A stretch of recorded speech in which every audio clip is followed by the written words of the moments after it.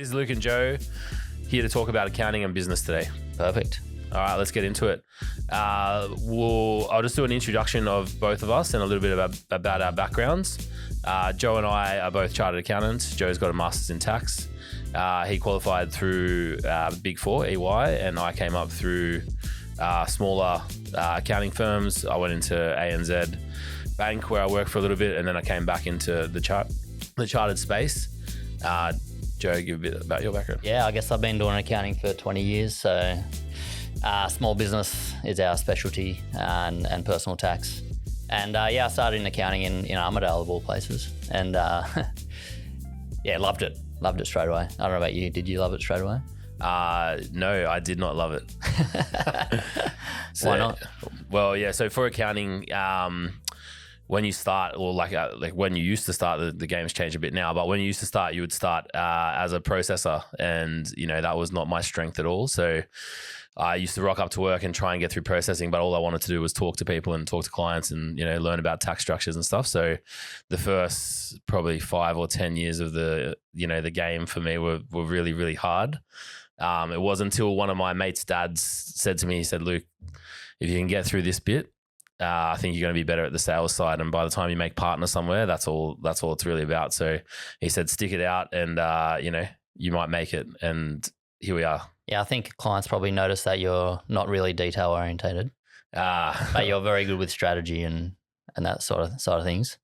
It depends who you compare me to. Talk through with everyone like how we set up and. Yeah, so Joe and I, how do we both meet each other?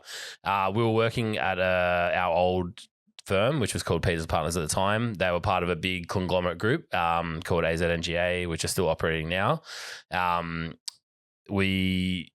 So Joe came in after I'd been working there for about 4 years, and we went for a beer together, and he's told me he played soccer for Gladesville Ravens, and I said, "Oh, do you know like a mutual friend of ours, name's Dave?"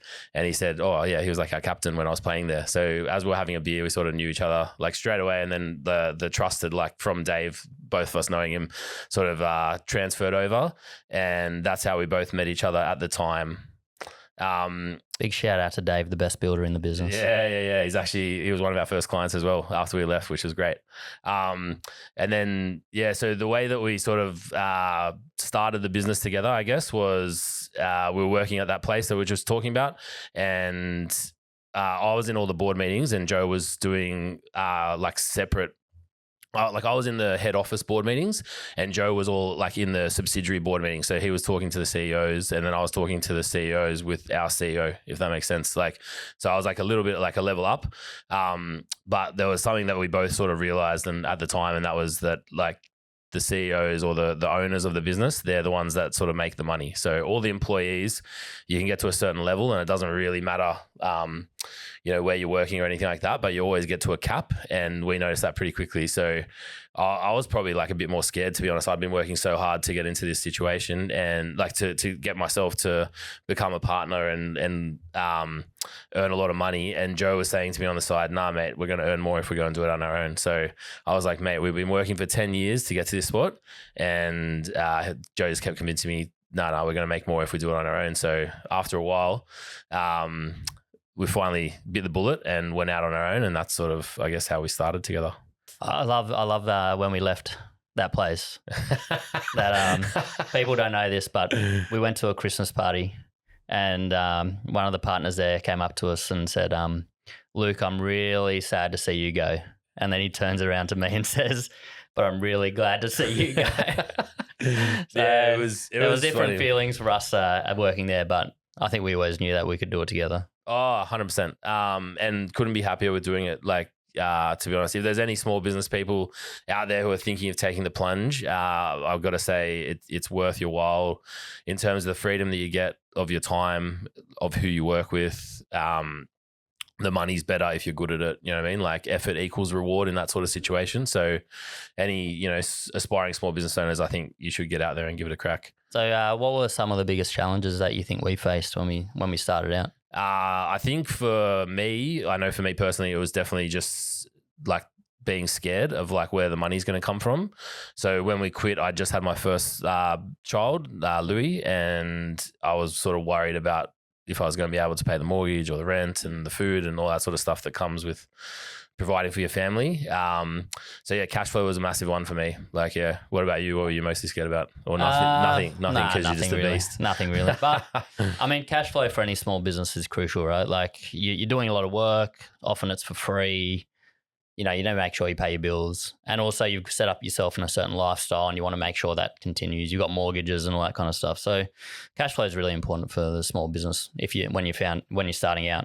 Like us, you know. And I love it that we've said cash flow rather than risk, because a lot of people, when they go out on their own, they say, oh, it's more risky. My answer to that is it's not more risky. It's more risky having a job, because like in a downturn, you'll get made redundant. No one cares. You know what I mean? If you've got your own business and you've got 15 clients, the chances of all 15 making you redundant all at one time are so much less than someone who goes and offers up like half their life to a firm, and then that firm just gets rid of them. So yeah, I'm glad that we explained it as cash flow rather than risk, because a lot of people are like, oh, it's more risky to work for yourself. It's not. Yeah, it's less risky to work for yourself. I completely agree, Luke. When we first started out, like any small business, it's absolute grind, isn't it? Like, it's still a grind every day. But how do we like land some clients? Well, we actually got pretty lucky, because we were in a bit of a niche area in terms of the work that we were doing for our old firm. So they allowed us to contract on with them. So they they paid us pretty well for the first 3 or 4 months that we were out. I mean, they needed us probably as much as we needed them. So, I guess finding clients was basically like, obviously we had family members and things like that are still, in our firm now. They were lucky enough to come along with us. And then obviously we had that contract work. So that was pretty lucky. What about you? Any other clients? I mean, we printed a lot of business cards. No, that's true. Yeah. Yeah. So we decided to get some small business clients. We'd print some business cards and walk up the street and literally walk in shop after shop after shop after shop. I remember that. Too much time on our hands, mate. Too much time, yeah. So we actually still have a client that third shop in. We won a client there, and he's still a great client. Best butcher in town, Surrey Hills. Yeah, we tried everything. You got to get there. Yeah, door to door. You do everything, don't you? Oh, mate, we were desperate at the start. I mean, we're still unlike, look what we're doing now. It's a little bit different, but we still want to get out there and, meet new people and see who we can help. But yeah, it was definitely a bit different then, wasn't it? We were very lucky as well, because COVID hit, which most people weren't lucky, but with the grants and stuff, people need a lot of help, and their accountants didn't have time to help. And so we had time. So we were able to get a lot of clients from that, weren't we? Yeah, no, 100%. And I do think at the moment, there is like a shortage of accountants in the industry. Most people that did their CA, they sort of just rolled straight into banking. That was the thing that happened. Of all the people that I studied with at uni and CA, I don't know about you. I only know like one other person that's still doing what we're doing. I couldn't tell you any, to be honest. Yeah. It's crazy when you think about it. All the people you started uni with, like a whole auditorium of them, and no one's in it. So it's strange. Maybe one, but yeah. There's one. There's limited. One. Very limited. And they go into audit, or, there's so many different areas of tax I remember and accounting. When I first started, everyone was in liquidations, because as we were coming out as GFC, there was literally no jobs. So a lot of the guys that I started with went into liquidations, and then they've got out of that now, because obviously that was probably not good for them. But crazy times. There's a lot more liquidations going on now. Yeah. It's coming back into that sort of market, isn't it? People probably want to know, what are the common mistakes that small business owners make at the start when they're starting out? When there's the most common mistake, regardless of starting out, of a business that we would pick up, would probably be using a bookkeeper that doesn't know what they're doing. So the funny thing is, when I went to uni, did full-time course for 3 years, then I went and did 2.5 years or 3 years to do the CA, with experience and, all that sort of stuff before you can even get qualified. And people think that they can do a half-hour course on, Xero or something like that, and then they can be a bookkeeper, and they're going to spit out something that means something. So I think the biggest mistake you can make is hiring the wrong person to give you the numbers. Obviously, accounting is about presentation of numbers. So you should be able to present your numbers to whoever you want, and they should be able to tell you how your business is going by the presentation. Now, if you go and hire the wrong bookkeeper, for example, and they start coding things in the wrong areas, or they're just coding stuff, not checking the balance sheet, that's a massive mistake, because then all of a sudden your cash flow is wrong, or your liabilities are wrong. You don't know what position you're at. And yeah, I think that's the most common mistake of businesses that we see that come to us, regardless of start or finish. Like, you know what I mean? So like they're just the most common, that's the worst mistake basically. And it flows into everything, right? Because then you're not getting the right reporting, you're not getting the right profit, you're not like, you're not aware of what's going on. Yeah, correct. Like you could think you're in a massive profit, and like I'll give you an example. So like there's a client who we had massive bank balance, thought they were killing it, you know what I mean? Because the cash was high. But they had such a big GST bill, and because all the things were coded incorrectly, they didn't realize that was coming up. GST bill comes up, they lose all their money, don't know what's happening. Like, you know what I mean? So that's the bookkeeper's fault, because obviously they weren't coding things properly, and probably the business owner's fault for picking the wrong bookkeeper, you know, and not checking the liabilities and stuff like that. I think one other thing, like a big mistake people make is, there's a different one, but yeah, is they win work for the sake of winning work, and they don't really understand their value.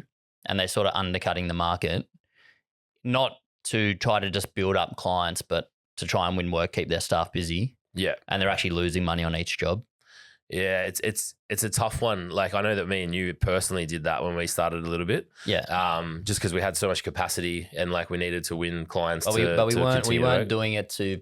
We didn't have heaps of staff to keep busy and all that kind of correct, stuff. Correct. So it's a bit different. We didn't have a lot of costs, so you can do that. But you see, like construction companies, and they try to win a job because they need to win a job, right? But then they're losing heaps of money on each job, and that's a perfect example. They wonder why they're losing, like can't pay the ATO or all that kind of stuff. It's you got to understand your value, why it should be priced a certain way, and like how you're going to make a profit, and that they just don't do that. Yeah, and it goes south very quickly. Yeah, no, that's like construction companies actually, like I mean, especially them recently during COVID and like when inflation was going high and stuff, they're the ones probably on our books now they're the ones that are doing that. So it's actually a perfect example, mate. That was well done. Luke, I just want you to touch back on that point that you were making before about people not understanding their numbers. Can you just give a bit more detail on that? Yeah, so the common mistake, I think that you sort of brought up with people taking on work to get more cash. Yeah, so you got two different types of businesses, which you would know. Like obviously, you've got your service-based business where you hold, salaries and wages is your main cost to produce the service, and then you've got, more like.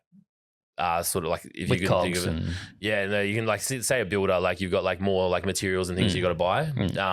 So I guess on the point, like when we did it, it sort of made sense because we had capacity and it was just us. So like we didn't have any salaries at the time. So when we were winning work for cheaper, and this is what you were saying, I think it made sense for us because like if we felt like spending the time, we're happy to spend. If we were happy to spend our time to do the job for that price, then it was money in our pocket. Whereas what you were saying was the common mistake is someone who goes and say buys materials and then they don't price it properly, then they're losing money on the materials, which is actually costing them. So even though they've got cash coming through in the account, they're actually losing money. Yeah. I mean, their variable costs, if you look at it like that, is a thing that's going to change based on how much work they win, right? Yeah. And they win a job and it doesn't cover their variable costs like wages, materials, etc., because they don't understand what their costs are. Yeah. Correctly, including wages and all the rest of it. And then that doesn't cover their operating costs. So then they can't pay their rent. They can't pay their fixed costs, electricity, and then they really go in a spiral down quickly, don't they? I guess, like the one thing I've learned from working with you is you got to be pretty brutal as a small business owner, and like it's on things like that. So if you don't have the revenue and you're, paying your fixed costs, which are the wages for a service-based business like us, unfortunately, if people aren't there doing work, you got to make your decisions pretty quickly.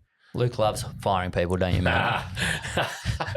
I actually don't at all. Like, so Joe actually loves doing it. Like, no, I don't love it, but I know it's a necessary part of the business sometimes. The first couple of years, we did some, ventures and stuff like that with some people, and it just didn't work out the way that we thought it would. And I was always too scared to do anything, and Joe would just walk in. You're very empathetic, which is a good trait, but sometimes it doesn't work well in business. Joe would just call the meeting, and he would sit down and say, and like to be honest, he would say like, it's just not working out or whatever it is. Like, and I think that's sort of like, that's made us grow quicker and protect our margins better and stuff like that. Because there is businesses that we work with, you know, they're probably a bit too empathetic, or they don't have a partner that's maybe a bit more straight like you. Yeah. Well, I think it's one of the mistakes people make. It is. No, it's the biggest mistake. They take actually too long to make decisions. The more that we talked about it, like, the more I'm like, that is the biggest mistake that small businesses would make, is they, you know, they're too empathetic and they carry someone else's wages. Like that person that's working for you, and this sounds horrible, but it's sort of true in the numbers and stuff that we see. The person that's working for you, they're not worried about you and you know, all the stresses and you not paying your mortgage. So if you're the business owner and, you know, you're making losses, it's not your job to carry, you know, 15 staff members. It's your job to go win the revenue so you can keep the staff members. But if you can't win that, then they've got to win it, or, you know, you got to cut back and go again, sort of thing. So I think that is the biggest mistake. People take too long to make choices. Yeah. And you see that when you work at bigger firms, right? Oh, like man. EY, like it's like turning a tanker. Like it's just, you can't even get the software approved. It's just, like, that's one of the reasons I really want to go out on our own, because you could be a lot more flexible. Yeah. You can move a lot quicker with the times, and those bigger organizations can't. But small business, you have to. Like, otherwise, you're just going to struggle. Well, the bigger organizations, they've got like more structure in terms of pay rises and things like that. That protects them to a degree, because obviously, like, you know, at EY and stuff, people aren't getting paid as much as in a small business. That's true. That's so true. I guess they can be like a little bit, less flexible and slower. And another question on when you're starting out is, like, what's the first thing that people should do when they're starting a business? Yeah, so I'll let you go more into this one, but obviously you need to discuss the structure. That's the very, very first thing. My favorite thing is what comes after that, and that has to be done. But what do you reckon on the structures, mate? Yeah, I think, well, some people might know, like, you can operate a business in different structures. So you can operate through a company, a trust, individually as a sole trader, or, you know, partnership. Haven't seen a partnership for a while. I got one the other day. I think my parents are about the only one in our. No, I got a new client the other day. Partnership. Yeah. I mean, it works for small mum and dad kind of thing that are just doing some consulting or something. It does have its place, or, you know, you're doing some construction or something. But I think you got to get that right first, because to change your structure later on is complex. Yeah. There's a lot of costs, tax. There can be tax implications of changing your structure. And so I think, like, a lot of people, when they have an idea, they set up as a sole trader, which, you know, that's fine because it has lower cost. But there are risks involved in operating as a sole trader, because if someone sues you and your business, that's actually you individually. And do you have assets in your name that they can come after, and all that kind of stuff? Yeah. So I think the most common one is a company, to separate for risk purposes, to separate liabilities. But do you see people operating through a trust very often? I think that's outdated now, to be honest. Yeah, I haven't seen it. I mean, I've seen it plenty of times in my career, but I probably haven't seen it very much recently. Yeah, it's not my favorite structure for operating terrible. a business. Like, for operating business, absolutely terrible. What about the discretionary trust? Why is that? I mean, I've got ideas on why it is. But go. Yeah. Well, I think the hardest thing with a trust, you have to distribute the profit every year. Are you talking discretionary or unit? Like for why? Well, yeah, both. But yeah, okay, yeah. When you operate through a discretionary trust, operate a business, you have to distribute the profits every year, whether you actually pay it out or not. Like, yeah. And then, therefore, like, part of the tax benefit of operating through a structure is gone, because then you're receiving it often individually anyway. So it has its place in terms of operations. Like, there is sometimes some good elements to that. If you're working with partners that you don't necessarily trust and things like that, like, I mean, not trust, but probably got less trust or less, there's no negotiation. You're pumping the profits out regardless. So it's like, you don't have to worry about that. Yeah, but the unit trust would be used for that mostly, wouldn't it? Yeah, correct. I was talking unit trust. Yeah. But then companies, obviously, like what we see mostly for small business, right? Yeah. Company is a setup would cost $1,200 or something like that. It's pretty cheap for all the protections you get. Which are? As you were saying before, the company is the person, the entity that operates. It's a separate legal entity. Yeah. It operates the business. So there's industries, as you said, you just wouldn't do sole trader if you're a builder or something that's high risk, that where someone might sue you. Even professional services wouldn't do it for our advice and all that sort of stuff. Like, we do it through a company. There's all reasons for that. But yeah, basically that gives you that protection. And for $1,200, if you own your house in your name, it just sort of just gives you that protection for like almost nothing really. Like, What's $1,200 these days? You can buy like a Tic Tac almost. Couple of coffees in the morning. Yeah, exactly. No, I think there's also tax benefits of it. Of course, yeah. Which a lot of people would know. But yeah, small business company tax rate's 25%. Yep. You're not finding a better rate than that anywhere in the whole system. Well, super pension benefit. Super, of course. But other than that, like no, I agree. sole 25 is traders good. as goes based on the individual tax rate, which can get up to 47% pretty quickly. Correct. And it gives us a lot more flexibility with planning Around distributions. with distribution. So any small business owner who has a company who operates their business should be doing tax planning at some point. 100%. Yeah. Do you think that people should do it throughout the year, or do you like doing it in one go, or what do you think? I think from our point of view, it's better just to do it in one go. Yeah. Because if you do it throughout the year, you're just making up numbers for the rest of the year. Whereas if you're doing it in May or June, you've got 10 or 11 months worth of numbers. Yeah. And then you can start making you can start doing meaningful conversations about the tax planning around it. So yeah, you should be seeing your accountant probably May or June to start talking about that stuff. Absolutely. And what are some of those tax saving strategies that people could implement, or we could help implement? The main thing would be in terms of the distribution that goes to the shareholder, or the individuals that are involved in the decision making who might own the shares. You might decide to buy a car or machinery or something like that, depending on what your profit is for the year as well, and instant asset write-off laws, which have gone down, unfortunately, back to 20,000. But yeah, just wait till the next recession, mate. They'll be back. Yeah, so I mean, there's all that sort of stuff that you can do. Yeah, and wages. super as well, super contributions. I think particularly for people, once they start to get to around 50, they really got to be looking at that. I think it's something that people miss, and then they're 65 and they've missed a whole 15 years of being able to really maximize their super and minimize their tax. Yeah. And it should be something that everyone looks at, really, even if you're 35. Yeah, agree. And a lot of the tax saving strategies are, decades long. Absolutely. You're not talking about doing 1 or 2 years, you can save a bit of cash flow and stuff like that. But there are strategies that are in place for, 2-3 decades in terms of what you're trying to achieve. And we've got clients that are, 10 years into that. So that's really been helpful for them. Let's move on to a few business lessons. What do you think? What's the best part of running a business together with us?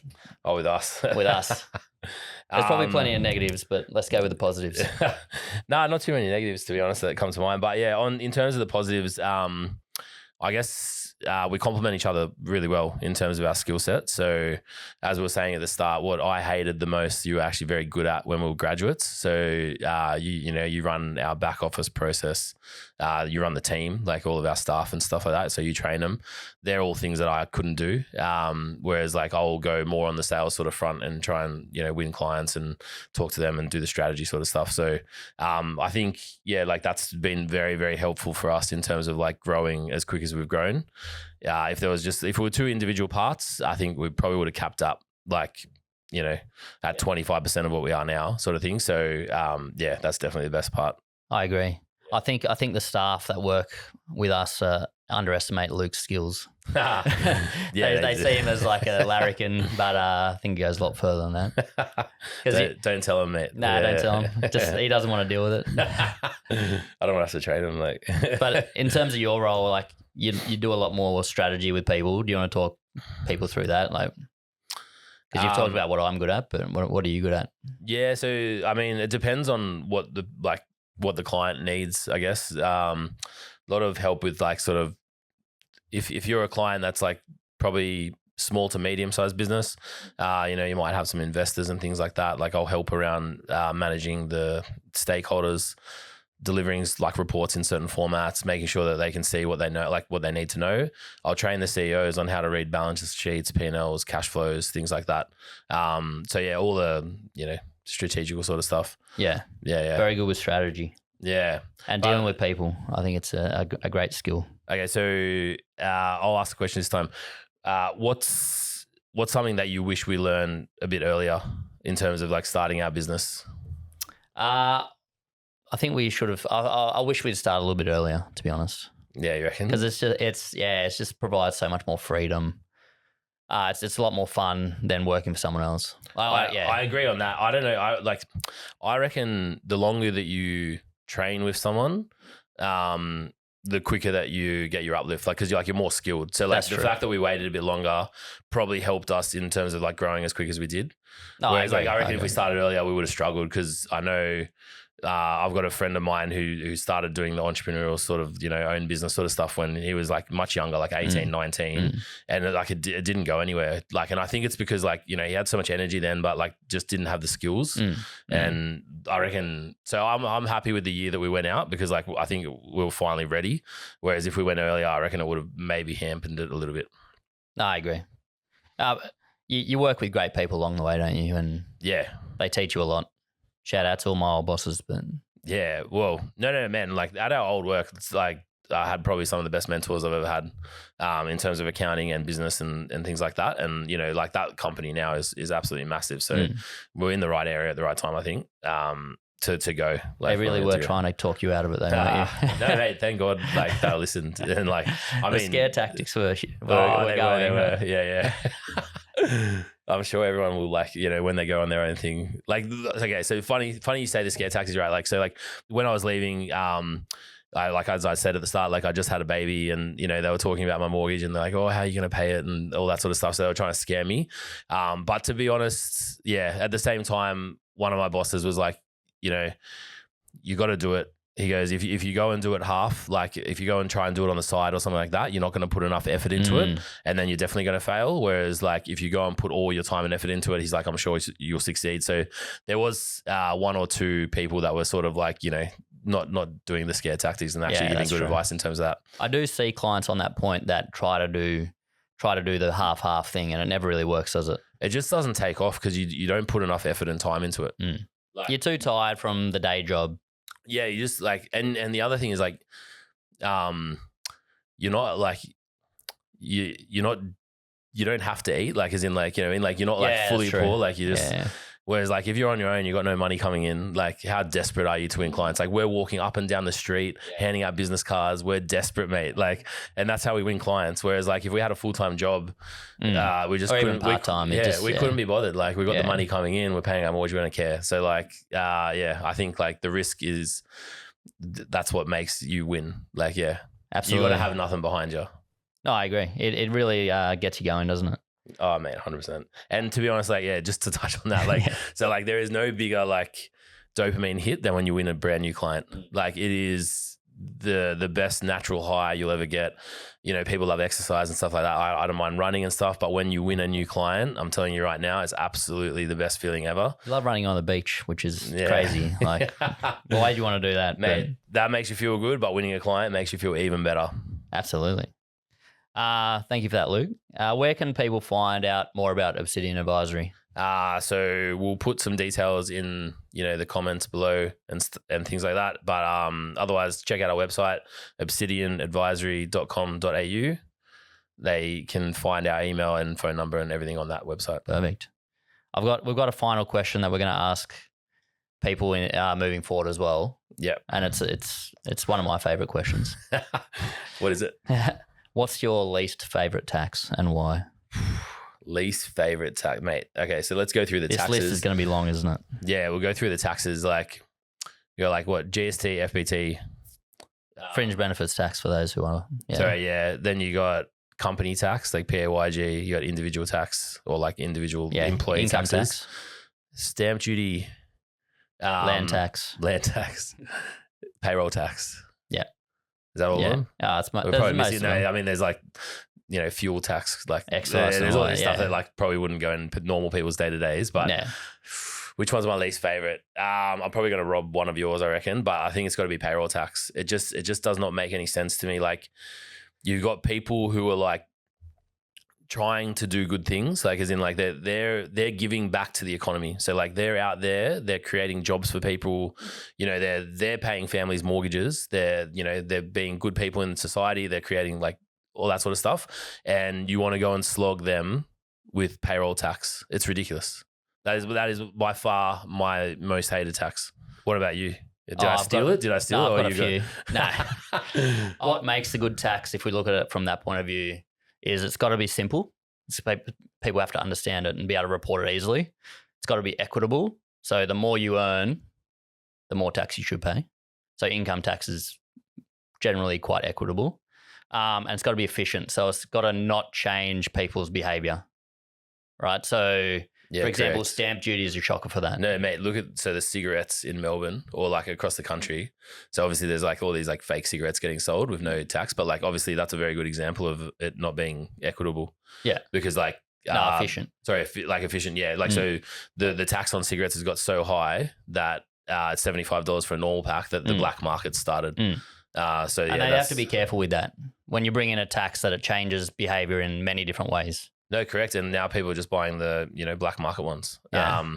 And so but for example, like on efficiency, like stamp duty, like if you have a house that doesn't have a pool, right? You're going to look at either building a pool because you want one, or you're going to look at it, selling it and buying a house that does have a pool.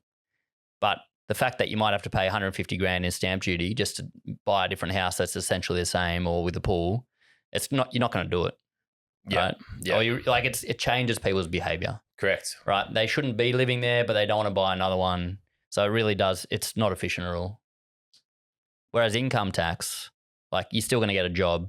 It's not going to change your behavior. You might not get a second job when you're at top tax bracket, that kind of thing. But generally it doesn't change your behavior. So if we go back to the question, like what's my least favorite tax? I think stamp duty is one of them for that reason. And I think the other one has to be payroll tax. But I've stolen your answer there. Nah, man. If I was going to go for a second one, it'd be stamp duty. But yeah, if I go back to the payroll tax, one, then like, how do we save clients like in terms of paying payroll tax? Yeah, it's a good question. Have you got an example? Yeah, so like, I mean, we've like most of them are your clients, but like we've got this massive like recruiting book of clients that we have. Like so, a lot of recruiters and like they've got temp books, so their wages are like absolutely astronomical. Like if you think of like someone with 500 employees, all temps, so they're getting paid and they're all employed by that business. There's the recruiters, that's like, standard sort of procedure on that. So like a lot of the times, like what you'll try and do is like, instead of the owner paying themselves like a massive salary, you might just like reduce their salary down and the owner will take it as a dividend because obviously dividends don't attract payroll tax. That's like saves 5% on your wage. So if the owner's paying themselves like 250, like you're saving automatically like, 7, 8 grand or whatever. Yeah. Is it 25? Yeah. Isn't it? No, it's not 10%. It's like half, 12.5. Yeah, sorry. Yeah, 12.5%. Like, yeah. Which is like, I mean, it's more than our fee. Like that's a lot of money. Yeah. Like straight away, just from a change in strategy. I think the thing that drives me nuts most about these, I think the ones that are most frustrating are the state-based ones. Yeah, I agree. Like payroll tax, you have a staff, especially with the way work is at the moment, people working from all over the place. And there's going to be a time, right, with payroll tax, they have to, where unemployment goes up and, people are offshoring jobs and doing things like that because of payroll tax. And then it's sort of like... Well, I think that time's now. Yeah. I mean, I mean, like it's just too expensive to hire people. It's crazy. Well, if you have a staff based in New South Wales and you have to be registered here and you hire one person in WA... Oh, it's ridiculous, yeah. You have to register there, lodge monthly. It's crazy. It is crazy. It's just such a ridiculous tax. Yeah, and the way, like it's, as you said, even on the first one of making it simple, when you got the different state laws and stuff, like I used to do it for that old firm that we work for and they had everyone in every state and, thousands of employees. It was terrible. Yeah, it wasn't simple at all. It was it's not efficient. I didn't enjoy the job. It doesn't meet any of the requirements. Like equitable, probably not even. Like Nah. It's terrible. Yeah. Well, thank you for that. Yeah, so thanks for anyone that is listening and thanks for your time today, Joe. Love having the conversation with you. Our main goal going forward is going to be to talk about accounting and business. So we're going to get some of our larger clients to come in. We're going to ask them and we're always planning on asking them what their least favorite tax is. So listen out, guys. And yeah, thanks for listening. If you have any questions for the guys, for the future people. Oh yeah, if you've got any questions, please email them through and we're happy to answer them. We'll be doing it once a month, so send them through and we'll get it all going for you. Sounds good. Thanks, Luke. Perfect. Thanks, mate.